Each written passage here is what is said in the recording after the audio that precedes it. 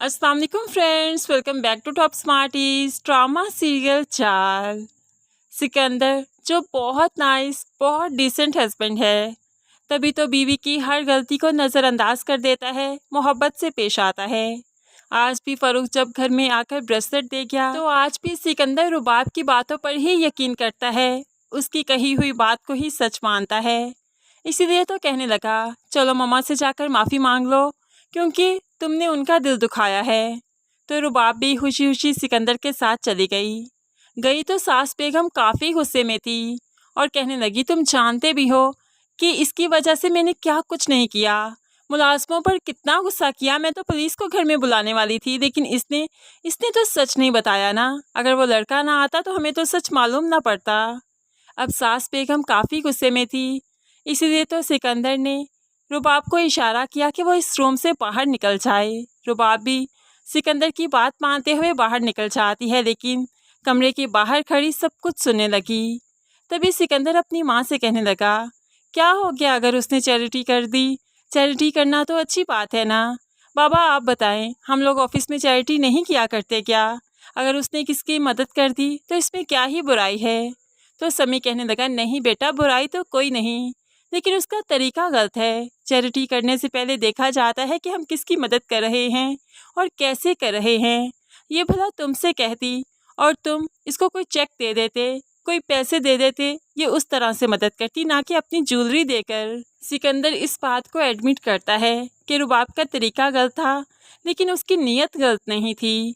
ऐसे में वो अपने माँ बाप को जैसे तैसे मना ही लेता है, लेकिन बाहर खड़ी रुबाब बहुत परेशान है कि अगर समी अंकल ने बाबा से बात कर ली तो क्या जवाब दूंगी, क्योंकि बाबा तो सब कुछ जानते हैं, वो तो एक पल में समझ जाएंगे कि मेरा फ़रूख के साथ राब्ता है, और वो इस बात पर कभी यकीन नहीं करेंगे कि फ़रूख अब मुझे ब्लैकमेल कर रहा है और मैं उसे जान छुड़वाना चाहती हूँ।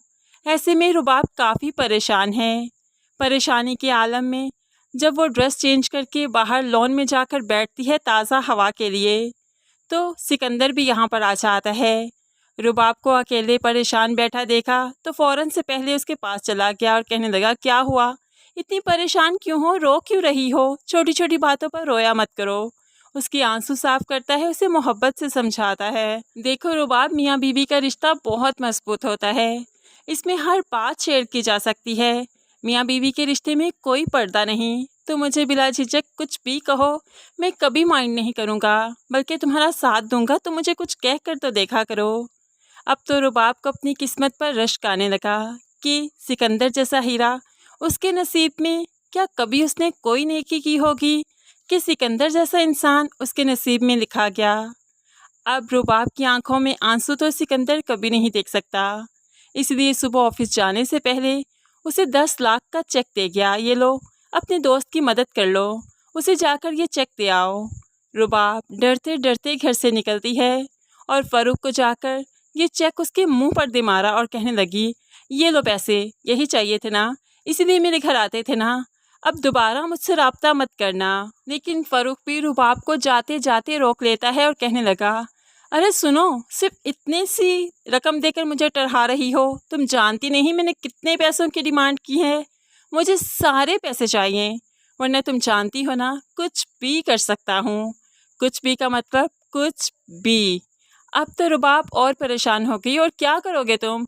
सब कुछ तो करके देख लिया तुमने, पहले जेवर मेरे घर भिजवा दिया, फिर खुद ब्रेसलेट देने आ गया, और यहाँ पर अब फ़रूख के पास अभी तक भी रुबाब की रिंग मौजूद है।